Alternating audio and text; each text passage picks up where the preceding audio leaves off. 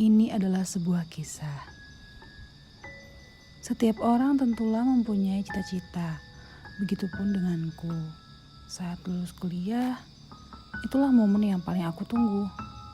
Sejak SMA, aku begitu menginginkan bekerja sebagai CS di sebuah bank.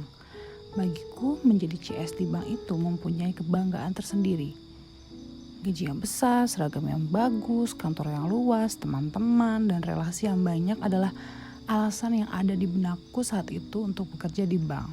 Tapi yang terbaik menurut kita belum tentu terbaik buat Tuhan.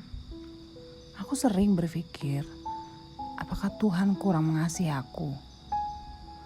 Apakah doa dan usaha aku kurang? Kenapa orang lain terlihat begitu mudah mendapatkan apa yang mereka inginkan? Sedangkan aku, begitu banyak pertanyaan-pertanyaan yang timbul di dalam hatiku ketika Tuhan mengizinkan kegagalan demi kegagalan terjadi dalam hidupku. Hari itu setelah mengurus semua kelengkapan berkas-berkasku, aku semangat banget nih ngajuin lamaranku ke bank-bank yang ada di kotaku nih. Terus, bukan cuma di bank aja, aku juga memasukkan lamaranku ke beberapa perusahaan besar. Dan setelah menunggu beberapa hari, sebuah perusahaan swasta yang lumayan besar memanggilku untuk wawancara. Dalam hati aku tuh ngomong gini, Tuhan, walaupun bukan di bank, di tempat ini juga gak apa-apa kok. Setelah melewati proses demi proses, aku sampai di tahapan psikotes. Perasaanku tuh campur aduk. Ini adalah pertama kali aku ikut psikotes. Namun aku tetap mengikuti tes dengan tenang. Setelah menanti berhari-hari dan sampai berbulan-bulan, aku belum juga dapat kepastian nih dari perusahaan tersebut.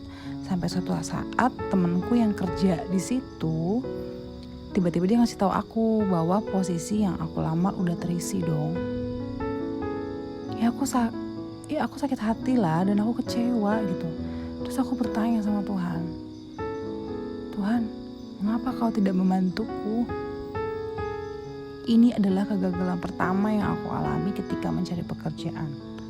Namun dari hal ini aku mengambil suatu pelajaran penting, bahwa sekalipun kita punya kenalan di suatu kantor, jika Tuhan tidak berkehendak kita berada di tempat tersebut, kita tetap akan gagal walaupun sudah berada di hampir di tahap akhir tes. Ya tapi aku gak nyerah. Beberapa minggu setelah aku gagal, aku dapat panggilan lagi nih wawancara di sebuah bank besar. Aku begitu bersemangat untuk mengikuti wawancara itu.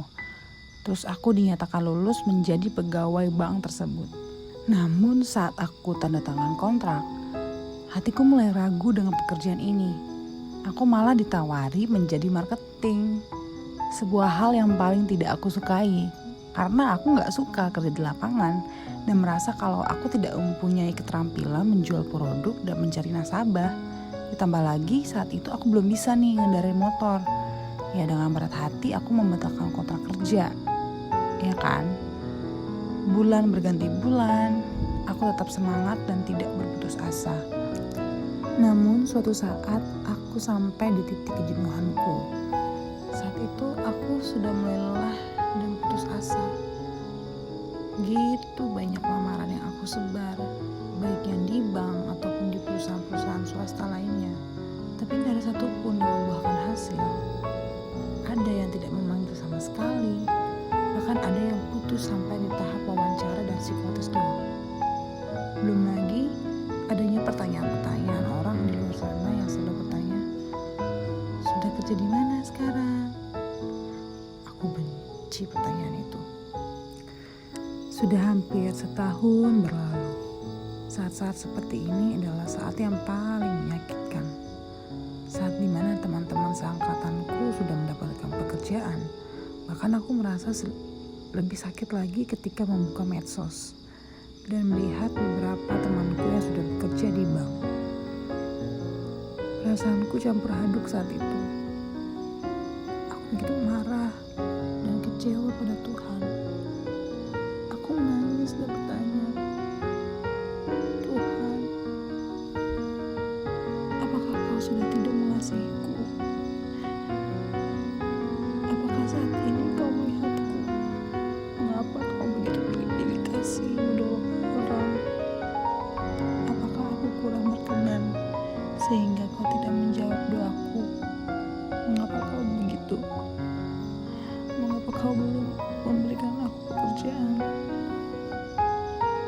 banyak pertanyaan-pertanyaan yang timbul di hatiku. Bahkan saat aku sempat meragukan kuasa Tuhan dalam hidupku, saat itu aku merasa benar-benar berada di titik terendah dalam hidupku. Aku merasa menjadi orang yang tidak berguna. Aku begitu putus asa. Namun Tuhan tetap baik dalam hidupku. Saat aku mengalami kegagalan demi kegagalan yang membuatku jatuh dan putus asa, saat itu Dia mengirimkanku seorang sahabat yang mengajakku untuk mencari kerja bersama-sama. Dia adalah sahabatku sejak di bangku SMP. Saat itu, aku hanya menganggapnya sebagai seseorang yang bernasib sama seperti aku. Namun lama-kelamaan, Tuhan mulai membuka mataku. Sahabat yang Dia kirimkan untukku adalah seseorang yang selalu memberi motivasi dan semangat kepadaku. Bahkan berkali-kali aku mengatakan kepadanya, kalau tidak ada kamu, mungkin aku sudah menyerah mencari pekerjaan. Kami pun menjadi kawan yang saling mendoakan dan menguatkan satu sama lain. Suatu hari, seorang teman yang bekerja di sebuah perusahaan swasta menawarkanku untuk bekerja di perusahaannya, namun di lokasi yang berbeda. Jadi singkat cerita, aku diterima nih di tempat itu. Hari pertamaku, aku begitu bersemangat, ya kan? Namun, kondisi tempat dan suasana kantor tersebut tidak seperti yang aku bayangkan. Aku selalu membayangkan bisa bekerja di sebuah perusahaan besar, menggunakan pakaian yang rapi dan bagus, mempunyai waktu disiplin, serta mempunyai teman-teman yang banyak. Namun keadaan yang aku dapatkan berbeda dengan apa yang aku pikirkan. Tempat itu begitu sepi, dengan jam kerja yang tidak menentu, dan semua hal yang aku bayangkan tidak ada di tempat itu. Lagi-lagi aku marah sama Tuhan, dan aku kembali bertanya, Tuhan, mengapa kau begitu jahat padaku? Aku kembali menyalahkan Tuhan. Setiap pulang kerja, aku selalu menangis. Pikiranku sangat kacau. Aku ingin keluar dari tempat itu, tapi ketika berbicara dengan orang tuaku, mereka tidak mengizinkannya. Setiap hari aku berangkat kerja dengan berat hati. Namun nafsu makan dan timbangku sampai turun. Akhirnya aku mengambil keputusan sepihak untuk berhenti dari tempat itu setelah 3 hari bekerja.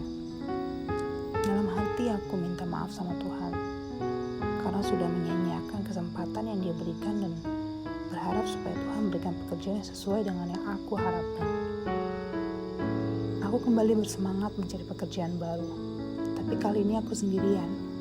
Sahabatku sudah lebih dulu mendapatkan pekerjaan. 4 bulan kemudian, aku diterima bekerja di sebuah perusahaan swasta.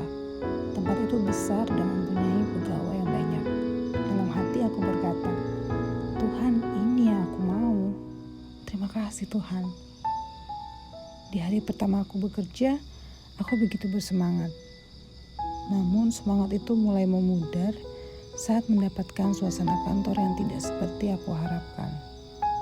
Aku mendapat rekan kerja yang sangat cuek denganku dan seakan tidak menerima diriku. Belum lagi orang-orang di dalam yang sangat cuek satu dengan yang lainnya. Tidak ada kehangatan di tempat itu, bahkan kehadiranku seakan tidak dianggap. Aku bekerja selama 8 hari dan karena ada sesuatu yang terjadi, aku keluar di tempat itu. Di satu sisi aku merasa senang karena bisa keluar dari tempat itu. Tapi di sisi lain aku merasa menjadi orang gagal yang tidak mempunyai masa depan. Aku tidak tahu harus bagaimana lagi. Berdoa pun rasanya sia-sia. Toh selama ini Tuhan seakan membiarkan aku. Pikirku seperti itu. Beberapa minggu kemudian, aku mendapat email dari sebuah bank yang mengundangku untuk mengikuti tes. Aku kaget karena aku sudah mengirimkan lamaran itu sebulan yang lalu. Aku pikir mungkin ini saatnya Tuhan menjawab doaku. Aku begitu bersemangat mempersiapkan semua keperluanku untuk mengikuti tes. Semua tes aku lewati dengan lancar selama kurang lebih hampir 3 minggu. Sampai akhirnya aku sampai pada tahap wawancara akhir. Aku berpikir Mungkin ini yang terakhir kalinya aku gagal dalam mencari pekerjaan. Mungkin ini jawaban Tuhan atas semua kegagalan aku selama ini. Malam itu aku begitu takut dan penasaran menunggu hasil tesku yang akan dikirimkan melalui email. Aku begitu berharap dengan pekerjaan ini. Sekitar jam 2 malam aku terbangun dan langsung ngecek HP. Saat itu hatiku begitu sakit ketika melihat kiriman dari seorang teman di grup yang isinya screenshot hasil pengumuman yang dikirimkan pihak bank ke dia. Tidak ada namaku di daftar itu, dan jelas aku tidak mendapat email dari pihak bank. Aku langsung berlari ke toilet dan menangis sejadi-jadinya di tempat itu. Aku marah, kecewa, dan sakit hati kepada Tuhan. Aku menangis dan dengan setengah nada aku berkata, "Tuhan, kenapa kau jahat? Mengapa kau tega mempermainkan aku? Mengapa kau biarkan aku seakan hampir berhasil, namun ujung-ujungnya malah kegagalan yang aku dapatkan?" Malam itu aku hanya bisa menangis dan menyalahkan Tuhan. Aku merasa sudah tidak mempunyai masa depan dan harapan lagi. Namun saat itu aku tiba-tiba teringat dengan sebuah ayat Alkitab dalam 1 Tesalonika 5 ayat 18. Mengucap syukurlah dalam segala hal, sebab itulah yang dikehendaki Allah di dalam Kristus Yesus bagi kamu. Saat itu aku seakan mendapat teguran dengan ayat ini, dan Tuhan tiba-tiba bicara lewat hatiku dan berkata, "Ingat, rancanganku tidak pernah salah, dan jangan salahkan aku atas apa yang sudah terjadi dalam hidupmu." Dalam keadaan hati yang sedang kacau, aku pun berlutut dan berdoa minta ampun sama Tuhan, karena sudah begitu banyak menyalahkan Tuhan saat-saat aku mengalami kegagalan. Aku berusaha tegar dan semakin mencari tahu apa maunya Tuhan dalam hidupku. Aku berusaha menghibur diri dan menguatkan hati dengan mendengarkan lagu-lagu rohani, khotbah-khotbah yang aku unduh. Saat-saat penantianku, aku selalu berdoa, bersyukur pada Tuhan untuk segala hal yang diizinkan boleh aku alami dalam hidupku. Bahkan untuk hal yang paling menyakitkan sekalipun. Aku berserah pada Tuhan dan membiarkan Tuhan ambil alih hidupku serta menuntunku ke tempat yang Dia mau. Saat itu aku hanya berpegang pada firman Tuhan dalam Amsal 23 ayat 18. Karena masa depan sungguh ada dan harapanmu tidak akan hilang. Dan Yeremia 29 ayat 11. Sebab aku ini mengetahui rancangan-rancangan apa yang ada padaku mengenai kamu. Demikianlah firman Tuhan, yaitu rancangan damai sejahtera dan bukan rancangan kecelakaan, untuk memberikan padamu hari depan yang penuh harapan. Sekitar 2 minggu kemudian, teleponku tiba-tiba berbunyi. Aku mendapat panggilan telepon dari perusahaan yang sudah sejak sebulan lalu mewawancaraku. Manajer perusahaan tersebut memintaku datang untuk interview pada hari Senin. Aku datang dalam keadaan yang tidak bersemangat karena jujur aku masih merasa trauma dengan kegagalan demi kegagalan yang aku alami sebelumnya. Dalam hati aku berkata, permainan apa lagi Tuhan yang sedang rencanakan untukku? Aku begitu takut kalau Tuhan membuatku gagal lagi. Aku melihat situasi kantor itu sangat berbeda dengan apa yang menjadi impianku dulu. Kantor yang besar, seragam yang bagus, dan teman-teman yang banyak. Bagiku semua itu tinggal mimpi belaka. Impian besar menurut pikiran seorang anak yang masih sangat muda sepertiku ternyata berbanding terbalik dengan impian besar yang Tuhan sedang sediakan untukku. Dalam hati aku berkata, apakah aku akan bertahan di tempat ini? Tidak disangka tahun ini adalah tahun kedua aku bekerja di perusahaan ini. Di tempat ini aku mendapat seorang bos dan teman-teman yang begitu baik serta ramah. Suasana kantor yang begitu hangat dengan canda tawa teman-teman dan gaji yang lumayan besar dari apa yang aku pikirkan sewaktu aku ingin bekerja di bank dulu. Walaupun tidak bekerja di bank, tetapi Tuhan mengizinkan aku untuk bekerja di bagian keuangan yang mengharuskan aku ke bank setiap harinya. Di sana aku hanya berteman dengan karyawan-karyawan bank yang selalu berbagi cerita tentang pekerjaan mereka. Aku juga mendapat pekerjaan yang meskipun banyak, tapi aku bisa mengerjakannya dengan santai tanpa tekanan kerja yang besar seperti beberapa teman-teman yang aku jumpai saat aku berkunjung ke bank. Ternyata perusahaan yang besar, seragam yang bagus, dan teman-teman yang banyak tidak menjamin kita nyaman bekerja di suatu tempat. Meskipun aku tidak bisa mencapai cita-citaku menjadi seorang pegawai bank, tetapi Tuhan Yesus menggantikannya dengan pekerjaan yang lebih baik dari apa yang aku pikirkan dulu. So, ketika kamu mengalami kegagalan demi kegagalan hari ini, ingatlah bahwa Tuhan Yesus tidak pernah gagal atas hidupmu dan masa depanmu. Ada kalanya Tuhan Yesus tidak menunjukkan mukjizatnya saat itu juga untuk membuatmu sadar bahwa tanpanya kamu tidak bisa berbuat apa-apa. Ingatlah juga bahwa Dia tidak pernah terlambat atau selalu tepat waktu menolong anak-anaknya. Karena kita begitu berharga di hadapannya dan kita sangat dicintainya. Dia adalah Bapa kita. Seorang bapa tidak akan pernah memberikan racun ketika kita meminta roti. So,